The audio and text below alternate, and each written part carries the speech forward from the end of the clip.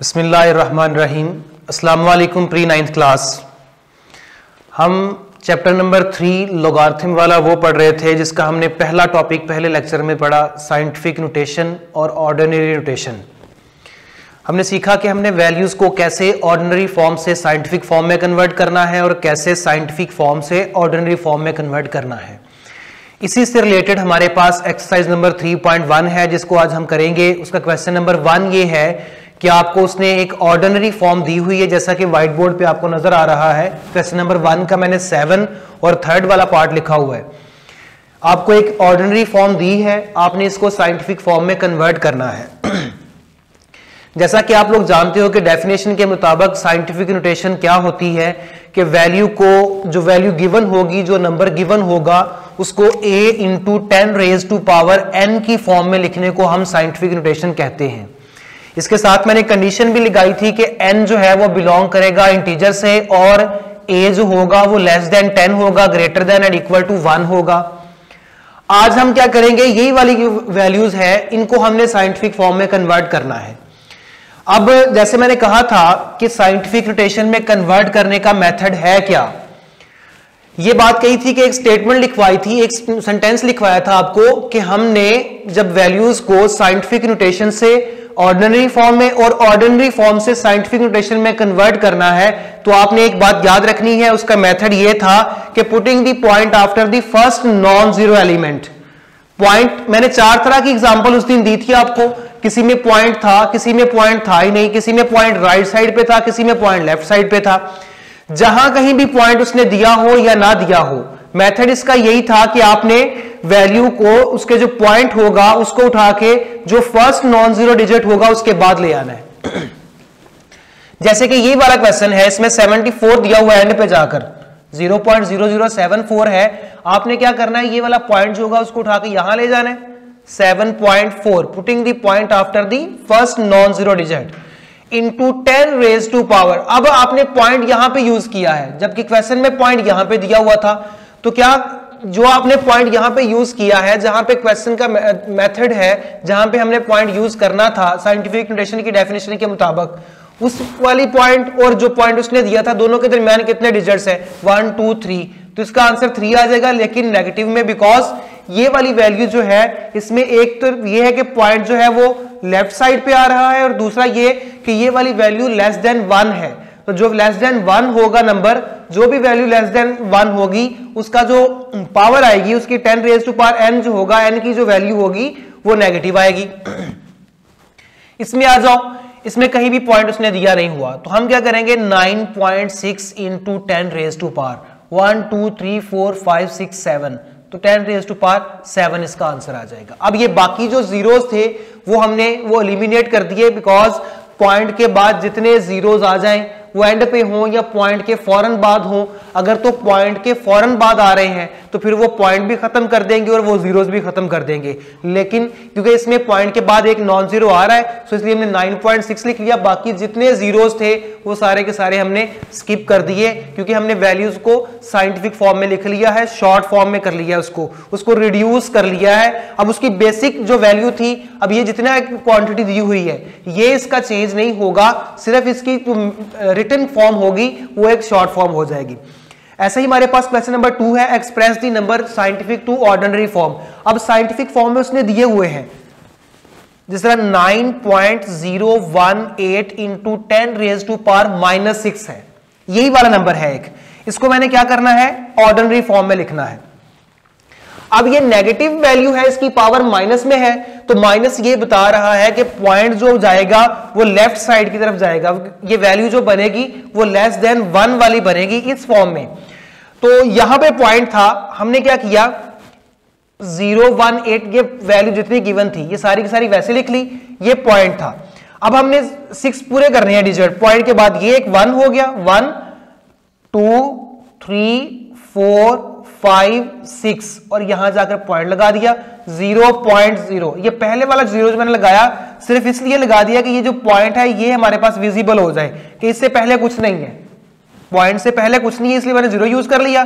तो 0.00009018 ये क्या बन गई, इस साइंटिफिक फॉर्म की ऑर्डिनरी फॉर्म बन गई। ऐसा ही हमारे पास क्वेश्चन है 7.86, लास्ट वाला पार्ट है 7.865 इंटू 10 रेज टू पावर 8। अब ये पॉजिटिव 8 है, प्लस 8, तो ये क्या करेगा, अब ये वाला पॉइंट जो है ये मूव करेगा 8 वैल्यूज राइट साइड की तरफ। 7, अब ये पॉइंट मैं खत्म कर रहा हूं, यहां से स्टार्ट कर दूंगा काउंटिंग 1 2 3 4 5 6 7 8, यानी 1 2 3 4 5 6 7 8, यहां पर पॉइंट लगा दूंगा, तो ये हमारे पास क्या बन जाएगी, इस साइंटिफिक फॉर्म की ऑर्डिनरी फॉर्म ये वाली आ जाएगी। तो उम्मीद है कि ये क्वेश्चन आप लोग समझ गए होंगे। 3.1 सारी की सारी आपने वैसे ही कर लेनी है। अगला हमारा टॉपिक है लॉगरिथम का, जो हमारा बेसिक चैप्टर है। ये साइंटिफिक फॉर्म का एक तो मैंने आपको यूज ये बताया कि हमने वैल्यूज को साइंटिफिक फॉर्म में क्यों कन्वर्ट करना था। ये फिजिक्स के अंदर भी यूज होती है, मैथ के अंदर इस चैप्टर में इसका यूज कहां है, ये आगे जब हम लॉगरिथम वाला चैप्टर स्टार्ट करेंगे, टॉपिक स्टार्ट करेंगे, तब आपको पता चलेगा कि इसका जो बेसिक यूज था लॉगरिथम के अंदर ये कहां आएगा। अब लॉगरिथम के बारे में उसने कुछ बातें लिखी हुई है, पेज नंबर आपका जो है बुक का 59, वहां से वो स्टार्ट कर रहा है। लॉगरिथम, दो तरह की लॉगरिथम होंगे आपके पास, एक हमारे पास लॉग होगा LOG लॉग और एक होगा LN लॉग। ये दोनों में डिफरेंस क्या है, ये हमारे पास जो LOG लॉग है ये हमारे पास एक कॉमन लॉग है जिसकी बेस जो होगी वो 10 होगी, यहां पर बेस होती है, नीचे बेस होती है, ऊपर पावर होती है। अब ये जो LOG लॉग है ये हमारे पास एक कॉमन लॉग है, और ये जो LN लॉग है ये हमारे पास एक नेचुरल लॉग है। दोनों में नाम का तो यही फर्क होगा कि ये हमारे पास कॉमन लॉगरिथम है और ये हमारे पास एक नेचुरल लॉग है। बेसिक इनमें डिफरेंस क्या है, हमारे पास ये जो कॉमन लॉग है इसकी बेस 10 है, और ये जो नेचुरल लॉग है इसकी बेस जो है वो E है, और E की वैल्यू आपके पास दी हुई होगी उसने। हम जो यूज करेंगे मोस्टली क्वेश्चन के अंदर, इसके अंदर हम इस चैप्टर में वो कॉमन लॉग यूज करेंगे, LOG लॉग वाला, ये वाला। इसकी डेफिनेशन क्या होगी, अगर कोई लॉगरिथम आपके पास गिवन हो, लॉग ऑफ फर्ज करें x with base a is equal to y। अब ये लॉग इसको पढ़ेंगे कैसे कि हमारे पास लॉग ऑफ x है, ये जो ऊपर वैल्यू है इसका लॉग है, log of x with base a is equal to y, यानी कि y इसका आंसर है। ये हमारे पास एक लॉगरिथम फॉर्म है। इस लॉगरिथम फॉर्म से हम एक्सपोनेंशियल फॉर्म में जाएंगे। कैसे, अब ये जो एक्सपोनेंशियल फॉर्म होगी उसमें लॉग नहीं आएगा, जैसा कि आपने चैप्टर नंबर 2 में भी पढ़ा होगा कि हमारे पास जो रेडिकल फॉर्म होती है ये वाली, फर्ज करें स्क्वायर रूट ऑफ x है, अब ये एक रेडिकल फॉर्म है, इसकी एक्सपोनेंशियल फॉर्म क्या होगी, x की पावर 1/2। एक्सपोनेंशियल फॉर्म में अब रेडिकल साइन नहीं आ रहा, ये आप चैप्टर नंबर 2 में पढ़ चुके हो। ऐसे ही हमारे पास लॉगरिथम फॉर्म की भी एक एक्सपोनेंशियल फॉर्म होगी जिसके अंदर लॉग नहीं आएगा। अब इसकी लॉगरिथम फॉर्म क्या हो, ये वाली अगर लॉगरिथम फॉर्म है तो एक्सपोनेंशियल फॉर्म क्या होगी, वो हमारे पास होगी a की power y is equal to x। क्या होगा जब हम लॉगरिथम फॉर्म से एक्सपोनेंशियल फॉर्म में जाएंगे, लॉगरिथम फॉर्म से एक्सपोनेंशियल फॉर्म में जाएंगे तो हमारे पास ये जो x और y है ये दोनों रिप्लेस हो जाएंगे। ये इफ एंड ओनली इफ के साथ डेफिनेशन है। इसका मतलब ये है कि अगर log of x with base a is equal to y हो तो हम इस लॉगरिथम वाली फॉर्म से एक्सपोनेंशियल फॉर्म में जा सकते हैं। अगर एक्सपोनेंशियल फॉर्म गिवन हो तो इस एक्सपोनेंशियल से हम लॉगरिथम फॉर्म में जा सकते हैं। कैसे, बिल्कुल वैसे ही इन दोनों को रिप्लेस कर दोगे और साथ हमारे पास log आ जाएगा। तो ये वाले जो हमारे पास क्वेश्चन है इससे रिलेटेड वो एक्सरसाइज नंबर 3.2 जो है आपकी, पहले वो ही बताऊंगा कि हमने इसको कैसे करना है। क्वेश्चन नंबर जो 4 है, क्वेश्चन नंबर 4, इसको देखिएगा, काफी इंपॉर्टेंट भी है शॉर्ट क्वेश्चन के हिसाब से। एक्सरसाइज नंबर 3.2 है, क्वेश्चन नंबर 4 है। इसका अगर मैं पार्ट करूं तो वो मेरे पास है, फर्स्ट वाला ही है, log of 8 with base 3 is equal to L। अब इस क्वेश्चन में 4 में वो ये कह रहा है कि find the value of unknown. जो भी हमारे पास अननोन होगा इस क्वेश्चन के अंदर, किसी में L गिवन होगा, किसी में A गिवन होगा, किसी में P गिवन होगा, उसकी वैल्यू हमने फाइंड करनी है। सॉल्यूशन के अंदर क्या करोगे, सबसे पहले आप लोग ये सारे के सारे क्वेश्चन ऐसे ही सॉल्व करने हमने। ये जो लॉगरिथम फॉर्म गिवन है आपको, इस लॉगरिथम से आपने क्या करना है, एक्सपोनेंशियल फॉर्म में जाना है। लॉगरिथम से एक्सपोनेंशियल फॉर्म में जाओगे, क्यों, ये हमारे पास जो अननोन है इसकी वैल्यू हमने फाइंड करनी है। अब यहां पे वो ये नहीं कह रहा कि लॉग फाइंड करो, नहीं, लॉग फाइंड करने वाला क्वेश्चन ऊपर है, क्वेश्चन नंबर 1 लॉग फाइंड करने वाला है। वो इसलिए नहीं करवाया क्योंकि वो एक अलग से एक पूरा लेक्चर होगा कि हमने लॉग कैसे फाइंड करना है।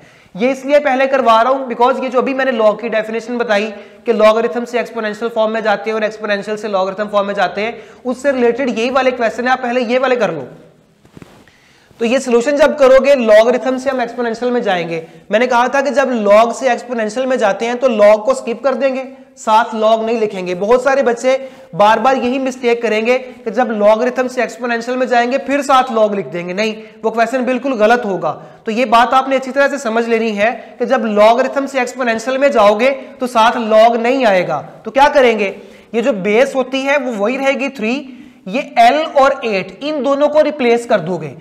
8 की जगह पे L आ जाएगा और L की जगह पे 8 आ जाएगा। तो ये हमारे पास आ जाएगी। हमने क्या किया, लॉग ऑफ जो 8 था विद बेस A उसको ये 81 है क्वेश्चन यहां पर। तो हमने क्या करना है, इसको लॉगरिथम फॉर्म से एक्सपोनेंशियल फॉर्म में जाने के लिए ये जो L होगा और 81 होगा, इन दोनों को क्या किया, रिप्लेस कर दिया। अब 3 की पावर L आ जाएगी। अब 81 को इसको फैक्टराइज करवा लो। 81 3 2s are 6, 3 7s are, 3 9s are, 3 3s are, 3 1s are। तो क्या बनेगा, 3 इंटू 3 इंटू 3 इंटू 3 यानी कि 3 रेज टू पावर 4। अब गौर करें, लेफ्ट हैंड साइड पे 3 की पावर L है और राइट हैंड साइड पे 3 की पावर 4 है। दोनों की बेस सेम हो गई, इधर भी 3 है इधर भी 3 है। तो ये रूल होता है मैथ का, जब दोनों साइड पे, लेफ्ट हैंड साइड पे और राइट हैंड साइड पे दोनों की बेस सेम हो जाए तो पावर्स इक्वल हो जाती हैं। तो direct L is equal to 4 आ जाएगा। तो ये हमारा आंसर निकल आएगा जो हमने L की वैल्यू फाइंड करनी थी। ऐसे ही अगर चेक करें, हमारे पास जो सेकंड वाला पार्ट है, log of A6 is equal to 0.5, log of 6 with base A, इसको पढ़ेंगे log of 6 with base A is equal to 0.5।